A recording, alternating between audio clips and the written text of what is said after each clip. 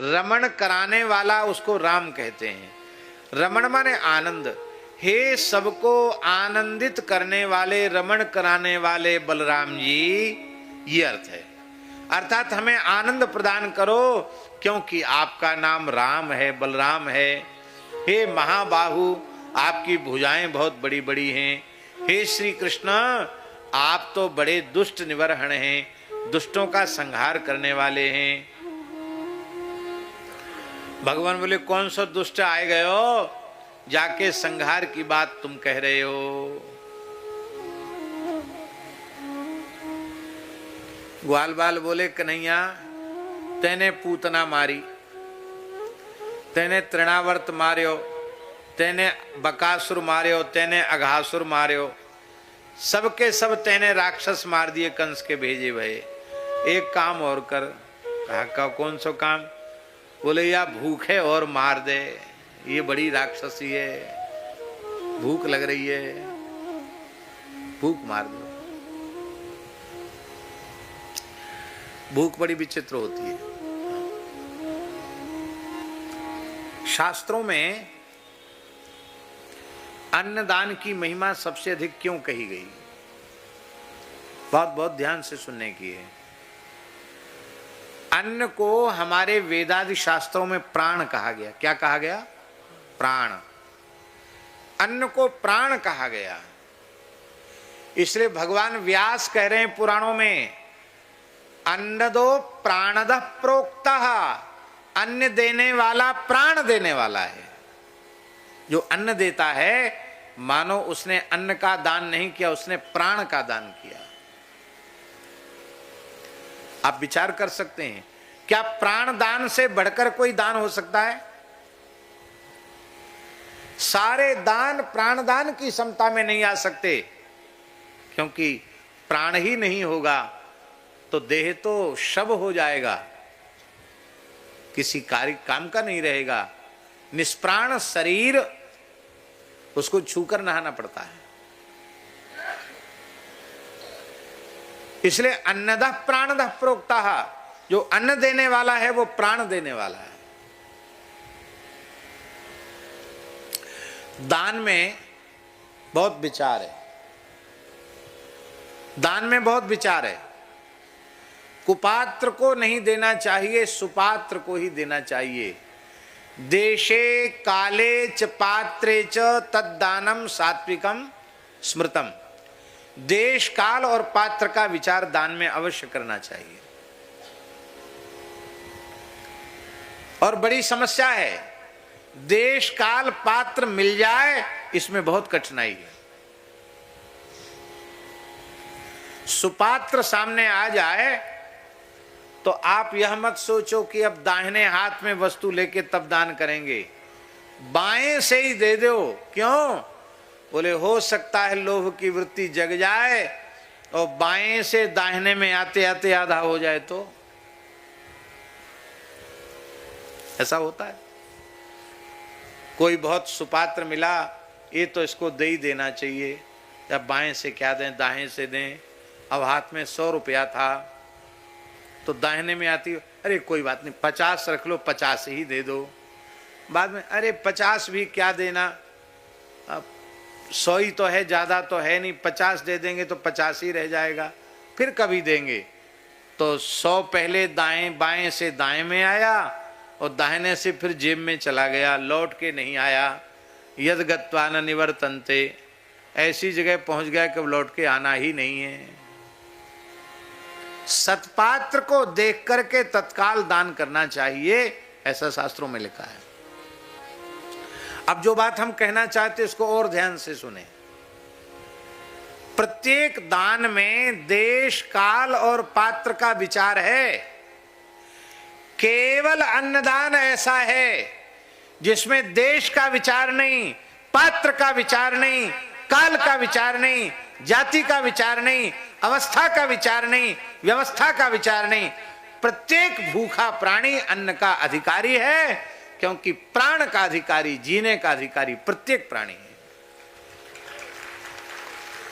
इसलिए अन्नदान सर्वोपरि है, उसमें देश काल पात्र का विचार नहीं है। और भारतवर्ष की मिट्टी में ये भावना इतनी अधिक समाई हुई है कि इसी का उदाहरण देखने के लिए पूरी दुनिया से लोग कुंभ महापर्व में पहुंचते हैं। कुंभ में क्यों पहुंचते हैं? क्यों पहुंचते हैं? आज भी पूरे संसार के सामने एक आश्चर्य है कि करोड़ों लोग पहुंचते हैं। अभी संभावना है, सरकारी संभावना है कि 40-50 करोड़ लोग कम से कम प्रयाग में पहुंचेंगे। कितने?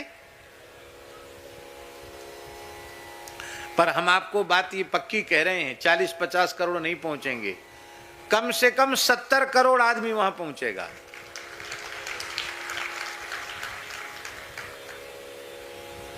आंकड़े पीछे रह जाएंगे, इतने अधिक संख्या में लोग पहुंचेंगे। हम आपसे पूछें, इतने लोगों के भोजन की व्यवस्था क्या होगी?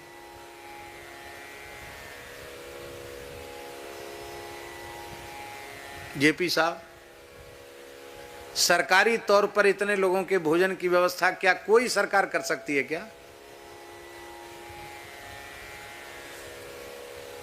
पर आप कुंभ में जाकर जरूर यह दृश्य देखना, आप खाते खाते थक जाएंगे, खिलाने वाले खिलाते खिलाते नहीं थकेंगे। कौन कहने गया? और पूरे कुंभ मेला में कहीं होटल नहीं है और सब जगह भंडारे चल रहे हैं, क्योंकि हमारे यहां लोग समझते हैं कि अन्नदान प्राणदान है। इसलिए जन्म देने वाला तो पिता है ही, अन्न देने वाला भी धर्मशास्त्र की दृष्टि में पिता है, पिता के समान है। हम राजनीतिक लाभ की बात नहीं कह रहे हैं,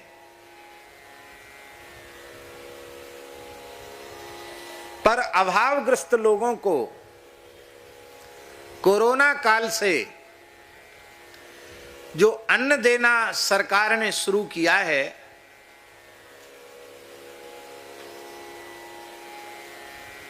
ये बहुत अच्छा काम है।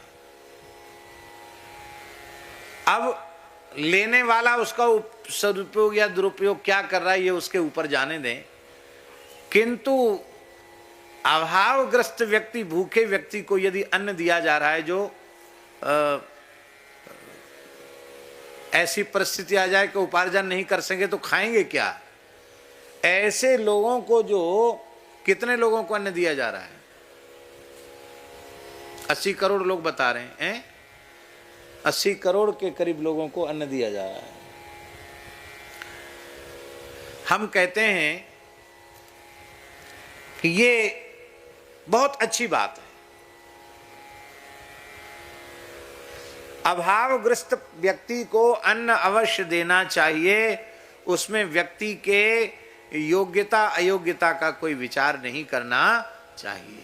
ये अन्नदान बहुत अच्छी चीज है और हम समझते हैं कि इस प्रकार के जो कार्य हैं उसको हमेशा चालू रखना चाहिए, हमेशा चालू रखना चाहिए।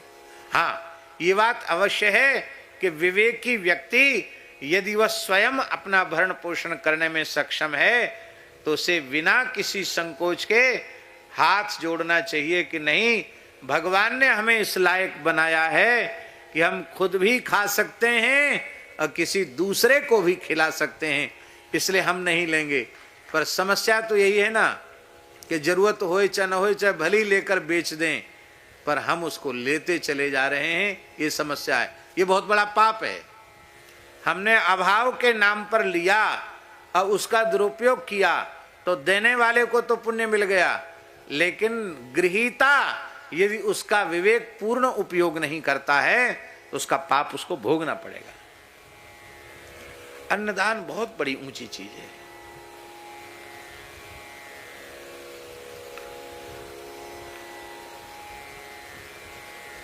एक राजा था, वाल्मीकि रामायण में उसकी कथा है, उत्तराखंड में। बड़ा धर्मात्मा था, धर्मनिष्ठ था। समय से राज्यभार अपने पुत्र को समर्पित करके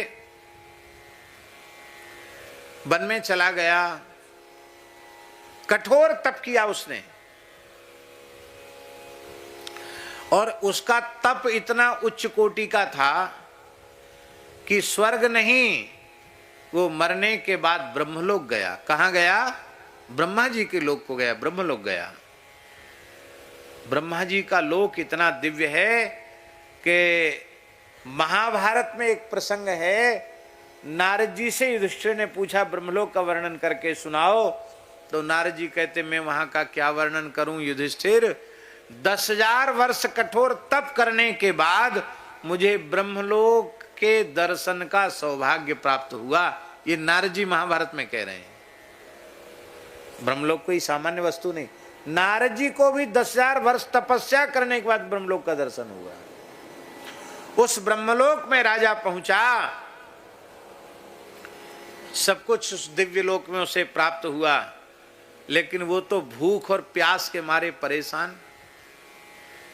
उसने कहा महाराज दिव्य लोकों में भूख प्यास का संकट तो नहीं रहता, तो मुझे भूख क्यों लग रही है? ब्रह्मा जी ने कहा तुमने तपस्या किया, धर्माचरण किया, सब कुछ किया, पर तुमने अपने जीवन में अन्नदान नहीं किया, किसी को भोजन नहीं कराया, भूखे को अन्न नहीं दिया, इसलिए तुमको ब्रह्मलोक तक भी भूख पीछा छोड़ नहीं रही है। मैं तो मरा जा रहा हूं, मुझे कुछ खाने की व्यवस्था करो। ब्रह्मा जी बोले कुछ नहीं है खाने की व्यवस्था, ले ये विमान, बैठो इसमें, चले जाओ दंडकारण्य में, जिस सरोवर के तट पर तुमने देह त्याग किया है तुम्हारा शरीर वहीं पड़ा है, अपने ही मृत शरीर के मांस को खा करके तुम अपने प्राणों को धारण करो। वो व्यक्ति मांस खाने वाला नहीं था, पर मरता क्या न करता। वह विमान में बैठ के आया, मांस खाया, अपने ही शरीर का मांस खुद खाया, फिर तालाब में हाथ पैर धोए, आचमन किया, विमान में बैठा, फिर चला गया। ब्रह्मा जी के वरदान के प्रभाव से उसका शरीर फिर दूसरे दिन वैसा ही हो जाता था, मृत शरीर। तो हजारों वर्षों से वो अपने ही शरीर का मांस खा रहा था। एक दिन ब्रह्मा जी के सामने रोते हुए उसने कहा महाराज मैं तो ब्रह्मलोक में आकर वैसा दुखी हूं जैसा पापी मनुष्य नरक में जाकर होता है। मुझे अपने ही शरीर का मांस खाना पड़ता है, इस पाप से छुट्टी कब मिलेगी? मुझे इस दुख से छुटकारा कब मिलेगा? ब्रह्मा जी ने कहा किसी सुपात्र के सामने उपस्थित होने पर तुम कुछ दान कर देना तो तुम्हारा ये पाप नष्ट हो जाएगा। महाराज मैं सुपात्र खोजने कहाँ जाऊंगा? बोले जो एक ऋषि आकर तुमसे पूछे कि तुम अपने ही शरीर का मांस क्यों खाते हो, उसी ऋषि को तुम सुपात्र समझकर दान कर देना। तो अगस्त्य जी की दृष्टि पड़ी और अगस्त्य जी ने उससे पूछा। उस राजा ने सारा इतिहास, श्वेत केतु ने अपना पूरा इतिहास बताया, और इतिहास बताने के बाद उसने अपने हाथ का मणियों से जड़ा हुआ कंकण श्री अगस्त्य जी को दान किया। जैसे ही दान किया, दान करते ही उसका मृतदेह तिरोहित हो गया, उसकी भूख प्यास समाप्त हो गई और वो विमान में बैठकर पुनः ब्रह्मलोक चला गया। उस कंकण को अश्वमेध यज्ञ के समय निमंत्रण देने पधारे राम जी को ये कथा सुनाकर अगस्त्य जी ने राम जी के हाथ में वो कंकण धारण कराया है। ब्रह्मलोक का कंकण, ब्रह्मलोक की मणियां थी। राम जी ने कहा आप तो ब्राह्मण हैं, दान के अधिकारी हैं, मैं राजा हूं, क्षत्रिय हूं, आप मुझे क्यों दे रहे हैं? क्षत्रिय तो अधिकारी दान का नहीं होता, आप मुझे क्यों दे रहे हैं? अगस्त्य जी ने कहा अब मैं तुम्हें दान नहीं दे रहा हूं, मैं उपहार दे रहा हूं। राजा सबका उपहार ग्रहण कर सकता है, राजा में पात्रता होती है। ऋषि महर्षि भी कुछ भेंट उसको दें, उपहार दें, उसको स्वीकार करना चाहिए, राजधर्म है। तो भगवान को दिया। इतनी महिमा है। इसलिए सबसे श्रेष्ठ भक्ति क्या है और सबसे सरल भक्ति क्या है? संत मलुकदास जी की वाणी, भूखे ही टूका प्यासे पानी, भूखे ही टूका प्यासे, भूखे ही टूका प्यासे ही पानी, भूखे ही टूका प्यासे ही पानी। यह भगति हरि के मन मानी, यह भगति हरि के मन मानी, यह भगति हरि के मन मानी, यह भगति हरि के मन मानी। तीन लोक में सार है टुकड़ा अरु पानी, कह मलूक ते तरी गए जिन यह मति ठानी।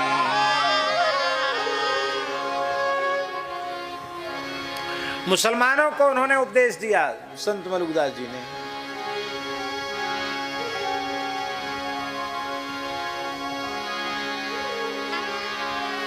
जो भूखे को अन्न खवावे सो खिताब साहिब का पावे, जो प्यासे को देवे पानी बड़ी बंदगी मोहम्मद मानी। मुसलमानों को भी देश दे रहे, भूखे को अन्न दो, प्यासे को पानी दो। क्या कहना। इसलिए खूब खिलाओ, खूब खिलाओ, खूब खिलाओ, जितना हो सके खिलाओ। बहुत से लोग ऐसे हैं जो व्यापार करते हुए भी खूब उदारता पूर्वक सबको खिलाते हैं और उसका परिणाम उनके नेत्रों के सामने है।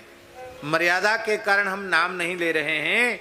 हमारी जानकारी में एक ऐसे महानुभाव हैं जो व्यवसायी हैं और उन्होंने इतनी अच्छी व्यवस्था बना रखी है कि कोई व्यापारी आओ चाहे कोई ग्राहक आओ,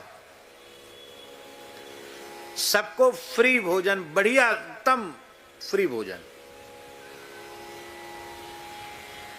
तो पूरा स्टाफ फ्री और आए गए लोग फ्री। कम से कम 2,500 से 3,000 लोग नित्य प्रसाद पाते हैं, नित्य भरपेट तृप्त होकर के। ऐसा नहीं कि बांटने वाली चीज है तो ऐसे ही 2 नंबर 3 नंबर की, ऐसी नहीं, बढ़िया सुंदर रसोई। हम सुनी हुई बात नहीं बोल रहे हैं, आंखों से देखी हुई बात वो बोल रहे हैं। और उन्होंने हमको बताया कि महाराज जी हम बहुत छोटे आदमी थे, पर ये काम जब से हमने शुरू किया, ये अन्न का ऐसा कुछ अन्नदान का प्रभाव बढ़ा कि हमको कभी पीछे मुड़कर देखना नहीं पड़ा। दिन दूनी रात चौगुनी उन्नति हमारी होती चलेगी। अभी वे ही लोग स्वतंत्र प्राइवेट सरकार से जगह लेकर कुंभ में भी पूरा 1 महीना अन्न क्षेत्र चलाने वाले हैं और हर महीना हर कुंभ में चलाते हैं। क्यों? उनको समझ में आ गया कि अन्नदान की कितनी महिमा है।